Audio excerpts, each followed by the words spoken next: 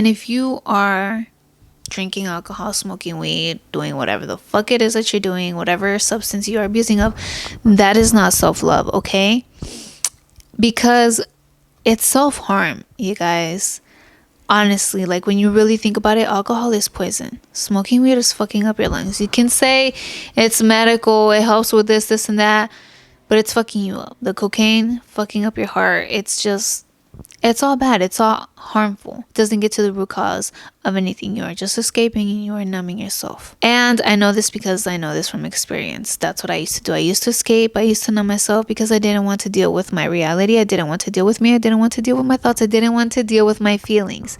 I didn't want to deal with anything. I didn't give a fuck about myself. I didn't give a fuck about my health. We hear that it's bad for you drinking alcohol, smoking weed, whatever.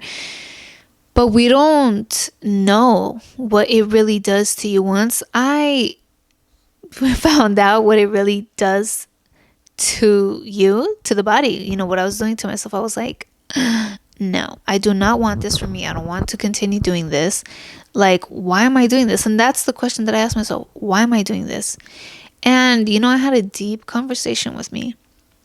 I confronted me, which is something a lot of us don't want to do. You think it's dumb, you think it's weird, but it's something that needs to be done, okay? Because you need to take accountability for your actions.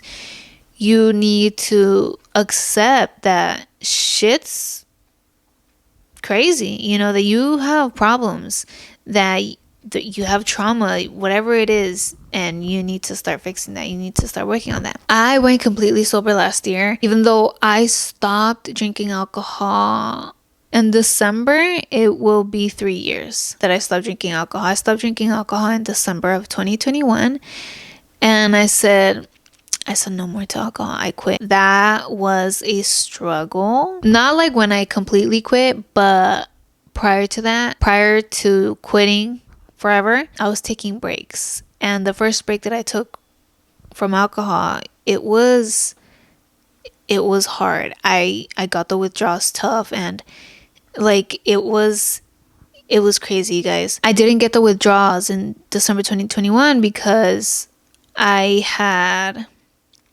already, you know, distanced myself from alcohol. I was just having it here and there and not daily. You know, it was going to happen. I didn't know when, but I said, fuck that, because I had blacked out. It was a party and I had blacked out and I was hungover the next day, and I was like, dude, like, why do I keep doing this? You know, even for special occasions, like, why am I doing this? Why am I putting myself through this? I didn't want to put myself through that anymore. I never wanted to feel like that ever again. So I said, well, I'm just never going to drink. Weed was the last thing I quit. Well, I also did coke, but that was just for like 2 years.